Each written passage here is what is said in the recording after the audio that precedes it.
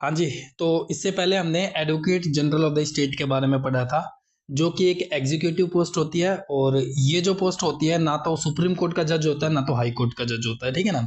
इसके बारे में हमने रीड कर लिया था। आज हम द स्टेट लेजिस्लेचर के बारे में पढ़ेंगे, जो कि हमारे कॉन्स्टिट्यूशन का पार्ट 6 में मेंशन है और चैप्टर 3 में मेंशन है। पार्ट 5 जो है वो यूनियन से रिलेट करता है और पार्ट 6 जो होता है वो स्टेट रिलेटेड सब्जेक्ट से डील करता है। इसको प्योर हिंदी भाषा में राज्य विधानमंडल के नाम से जाना जाता है। हमारे भारत में दो तरीके के स्टेट पाए जाते हैं, यूनिकैमरल स्टेट और बाइकैमरल स्टेट। पहले जब 28 राज्य थे तब हमारे भारत में कुल 7 बाइकैमरल स्टेट थे, जिसमें जम्मू कश्मीर भी इंक्लूड था। लेकिन फिर बाद में 6 स्टेट हो गए, जिसमें उत्तर प्रदेश, बिहार, महाराष्ट्र, कर्नाटका, आंध्र प्रदेश और तेलंगाना थे। फिर आज के समय पे हमारे जो बाइकैमरल स्टेट है वो टोटल 5 है, जिसमें जो हमारा आंध्र प्रदेश था उसको एक यूनिकैमरल स्टेट बना दिया गया। तो आज के समय पे टोटल 5 स्टेट है जो कि बाइकैमरल स्टेट के नाम से जाने जाते हैं। पहला उत्तर प्रदेश, दूसरा बिहार, तीसरा महाराष्ट्र, चौथा कर्नाटका और पांचवा तेलंगाना।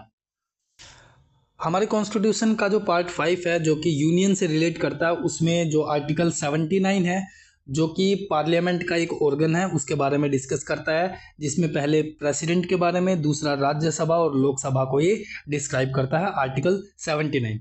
लेकिन जो पार्ट 6 में मेंशन किया गया है जो कि स्टेट रिलेटेड सब्जेक्ट से डील करता है, वो आर्टिकल 168 एक्सप्लेन करता है, जिसमें गवर्नर, स्टेट लेजिस्लेटिव काउंसिल और दूसरा स्टेट लेजिस्लेटिव असेंबली, मतलब गवर्नर, उसके अंदर विधानसभा और विधान परिषद मेंशन की जाती है।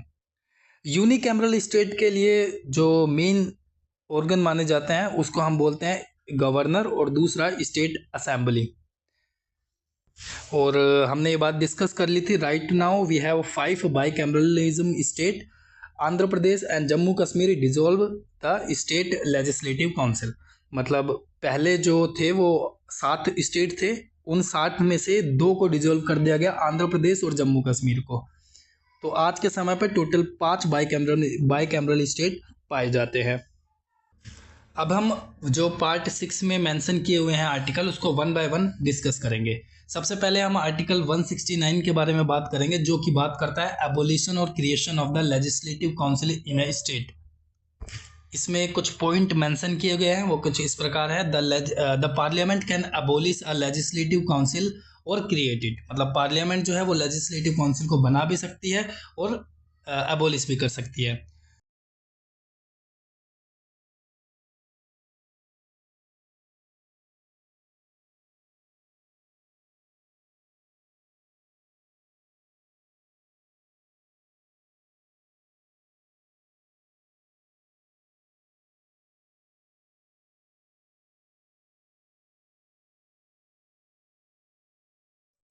अगर हम सेकंड पॉइंट की बात करें, जिसमें लेजिस्लेटिव असेंबली में स्टेट को अगर कोई भी रेजोल्यूशन को पास करना है तो उसे इफेक्टिव मेजोरिटी से पास किया जाया जा सकता है।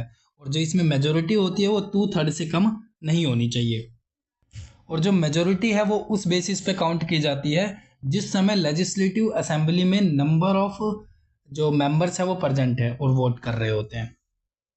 तो इसी चीज को हम दूसरी भाषा में पढ़ लेते हैं। If the legislative assembly of the state passes a resolution to the effect by majority of the total membership of the assembly and the majority is not less than 2/3 of the member of the assembly present and voting. The next point is the parliament passes the resolution by the simple majority.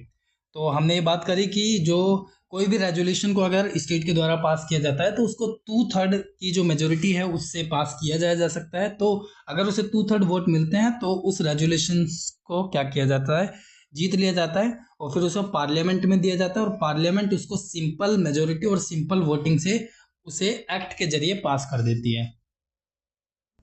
अब हम थोड़ा सा जो दोनों के बीच में difference है, मतलब लेजिस्लेटिव काउंसिल और लेजिस्लेटिव असेंबली के बीच में, मतलब विधान परिषद और विधानसभा के बीच में जो डिफरेंस है उसको हम स्टडी कर लेते हैं।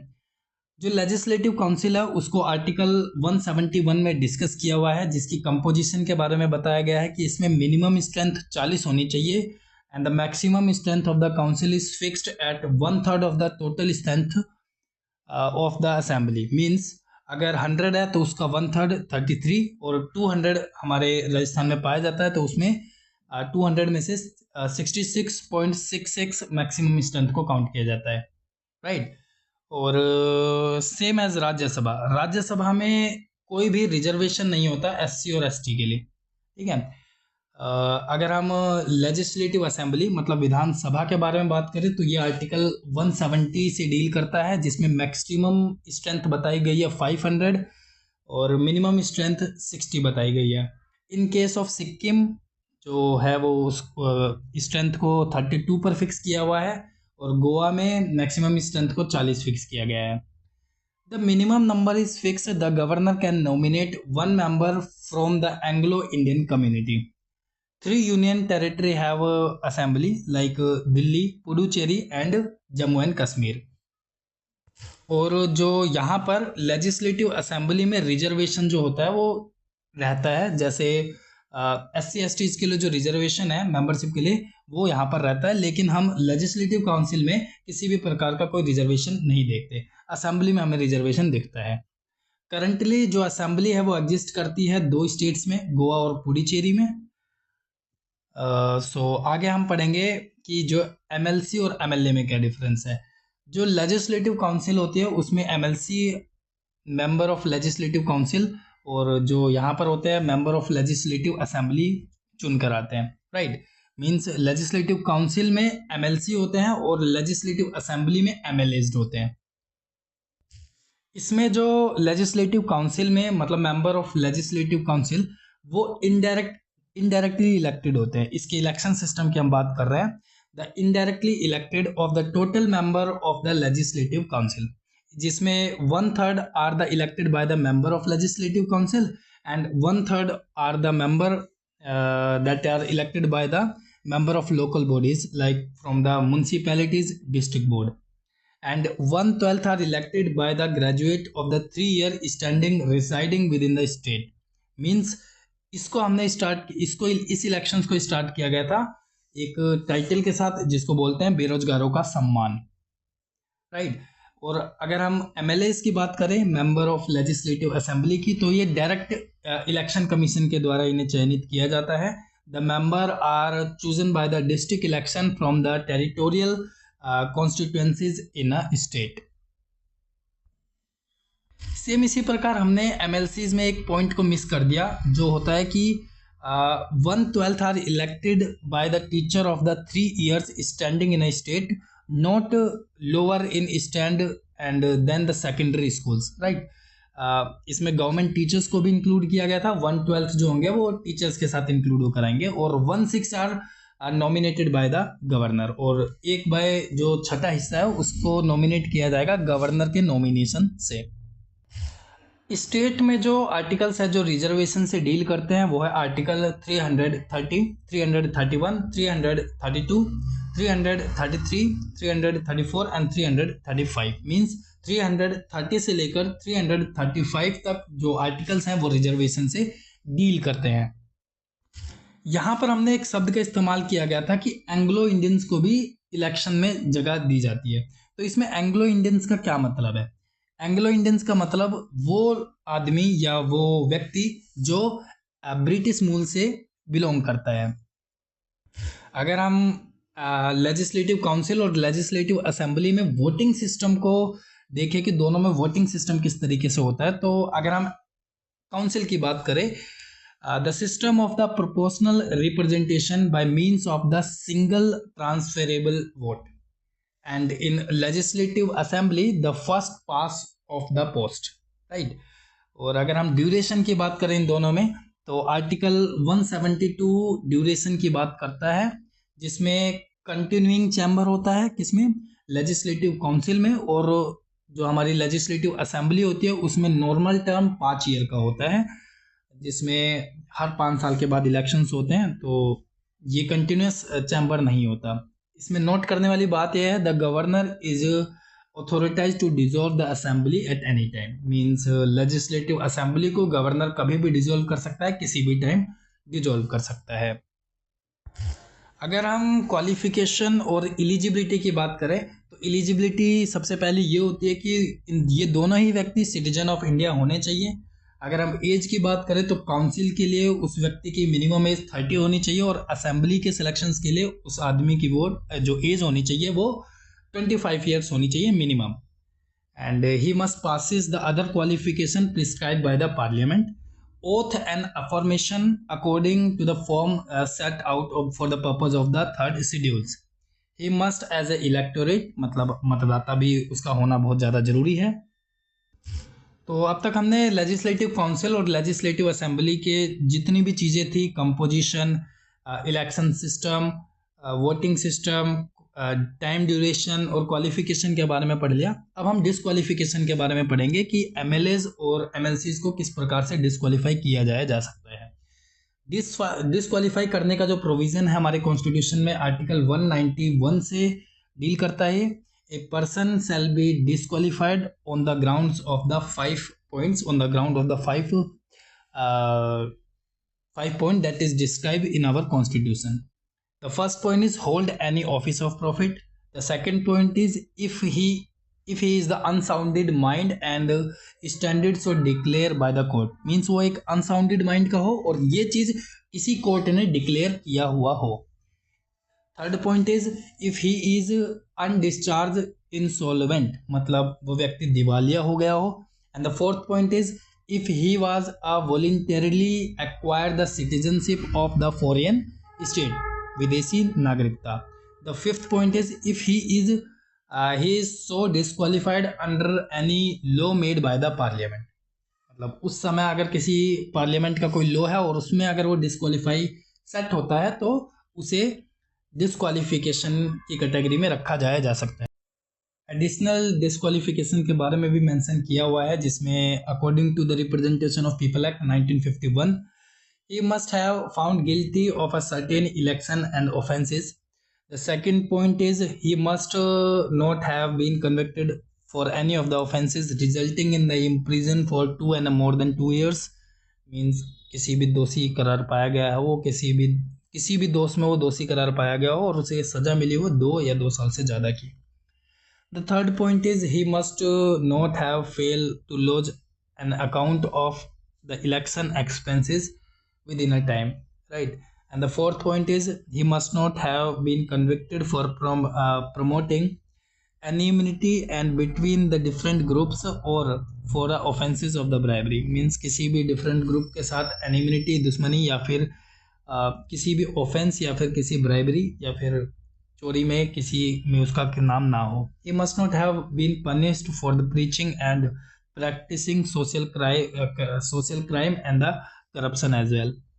इसमें नोट करने वाली बात यह है कि the governor decide regarding the above disqualification in final by the constitution article 192, मतलब जो गवर्नर है वो डिसीजन ले सकता है with the help of the जो सेंट्रल जो निर्वाचन या सेंट्रल इलेक्शन कमेटी है जिसको हम बोलते हैं केंद्रीय निर्वाचन आयोग, सेंट्रल इलेक्शन जो आयोग है। 52nd कॉन्स्टिट्यूशनल अमेंडमेंट से डिस्क्वालिफिकेशन के ग्राउंड को क्या करा, डिफ्लेक्शन किया गया, मतलब जिसमें दल बदल की चीज़ें भी मेंशन की गई। इसमें क्वेश्चन उठता है the disqualification under the 10th schedule is decide by the chairman and the chairperson with the help of the कीहोता होलन और जैकलेंस्को केस, जो कि नागालैंड का केस था 1992 का। मीन्स अब हम पढ़ेंगे कि जो स्पीकर होते हैं उसका लेजिस्लेटिव असेंबली में क्या क्या काम होते हैं। इसके 2 तरीके के काम होते हैं, पहला प्रोसीजरली रिलेटेड और दूसरा क्वासी जुडिशली फंक्शन भी होता है, मतलब अर्धन्यायिका कार्य भी इसमें इन्वॉल्व होता है। मीन्स इसमें this can be review by the court and can change the judgments also. Legislative council का जो फैसला होता है वो चेयरमैन मतलब सभापति करता है। अब हम ओथ एंड अफर्मेशन की बात कर लेते हैं, जो कि आर्टिकल 188 में मेंशन किया हुआ है। The member of the state legislature shall be take oath before the governor or a person appointed by him before assuming his seat. अब हम वेकेशन ऑफ सीट के बारे में बात कर लेते हैं, जो कि आर्टिकल 190 में एक्सप्लेन किया हुआ है। In following cases, the member of the state legislature vacant his seat. The first point is double membership, मतलब दो सदन में उसको सीट मिली हुई है असेंबली में. Not belongs to the two state membership, दो स्टेट की वो मेंबरशिप भी नहीं ले सकता. इस बेसिस पे उसको अगर उसको डिस्क्वालीफाई किया गया हो तो भी सीट को वैकेंट किया जा सकता है. उसने रेजिग्नेशन दे दिया गया हो तो भी उसे सीट से वैकेंट कर दिया जाता है. और अगर वो एब्सेंस है 60 दिनों तक, मतलब 2 महीने तक लगभग, मतलब 60 डेज तक किसी भी बिना परमिशन के अगर वो एब्सेंस होते हैं तो भी उन्हें उसकी सीट को वैकेंट कर दिया जाता है. MLA submit the resignation to the speaker, और जो एमएलसीज होते हैं वो अपने रेजिग्नेशन को चेयरमैन को देते हैं. इसमें कुछ अदर केसेस भी मेंशन किए गए हैं. If his election is declare void by the court, and the second point is if he is expelled by the house. The third point is if he elected to the office of the president and the office of the vice president. And the last point is if he appointed to the office of the governor of the state. So finally अब हम presiding officer के बारे में बात करेंगे. The presiding officer of the state legislature means पीठासीन अधिकारी. Legislative assembly में प्रिसाइडिंग ऑफिसर को आर्टिकल 178 में डील किया जाता है. जैसे स्पीकर की जगह डेप्यूटी स्पीकर होते हैं जो कि इलेक्टेड मेंबर्स होते हैं. लेजिस्लेटिव असेंबली के ही मेंबर्स में से एक होता है. Generally deputy speaker come from the opposition party, but in assembly speaker and the deputy speaker behave neutral behaviour and so unbiased. वहीं लेजिस्लेटिव काउंसिल में आर्टिकल 182 में डील किया जाता है जिसमें चेयरपर्सन होता है, उनके प्रिसाइड में डेप्यूटी चेयरपर्सन को रखा जाता है, मतलब सभापति के उपसभापति. They both are elected from the legislative council member. The next point of the discussion is the above officer vacant the post. Speaker और डेप्यूटी स्पीकर्स जो होते हैं वो आर्टिकल 179 के थ्रू ये कर सकते हैं. चेयरपर्सन और डेप्यूटी चेयरपर्सन आर्टिकल 183 के हिसाब से इन चीज़ों को प्रोसीड कर सकते हैं.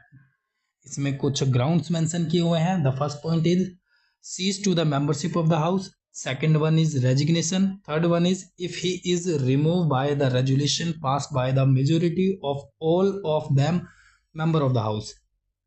Resolution can be moved only after the giving 14 days the advance notice to the member जिसके अगेंस्ट जो रेजुलेशन है वो स्टार्ट किया जा रहा है.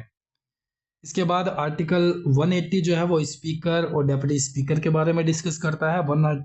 आर्टिकल 184 इस चेयरपर्सन और डेप्यूटी चेयरपर्सन के बारे में बात करता है, इस नोटिस को देने के बारे में. और जो नोटिस है, in case of the vacant of the post the speaker and deputy speaker chairman and the deputy chairman the governor may appoint for the purpose. And the another note is in case of absence of the post of the speaker, deputy speaker, chairman and deputy chairman, the other person may be determined by the house. Now the last point of the discussion is power and the duties of the speaker and the deputy speaker. The first point is he maintain the order and decorum of the house. The second point is he is the final interpreter of the provision of the Constitution of the India, rule of the procedure and conducted of the business of the house, and the legislative precedents. The third point is he adjourned the assembly in the absence of the quorums. Fourth point is he does not vote in a first instant, but he can exercise the casting vote in case of the tie. The fifth point is he decided whether a bill is money bill or not. His decision is final, but the chairperson of the council does not enjoy this power. Sixth point is determine the disqualification of the member based on the defection. The seventh point is he appointed the chairman of all committee of the assembly and supervise their functioning, and he himself is a chairperson of the business of the advisory committee and the rule committee and the general purpose committee. अब हम finally position of the legislative council के बारे में बात करेंगे. ये दो basis पे इनकी पोजीशन डिसाइड की जाती है। पहली equal with the assembly and second is unequal with the assembly. Equal with the assembly में हम 4 पॉइंट्स को डिस्कस करेंगे। इक्वल विद द असेंबली में हम 4 पॉइंट को डिस्कस करने जा रहे हैं। First point is the introduction and passes the ordinary bill. जो ऑर्डिनरी है उसमें फाइनेंस को इंक्लूड नहीं किया जाता। Second one is approval of the ordinance and issue by the governor. Third one is the selection of minister including the CM. Fourth point is the consideration of the report of the constitutional bodies like State Finance Commission, State Public Service Commissions, State Finance Commission, State Public Service Commission or Controller Auditor General. Now we are going to start the discussion on unequal with the assembly. The first point is the money bill can be introduced only in the assembly. Council return the bill to the assembly within the 14 days. Second point is the final power of passing the ordinary bill also lie with the assembly. The council can delay 4 months. The third point is the council can only discuss the budget but cannot vote on demand for grant.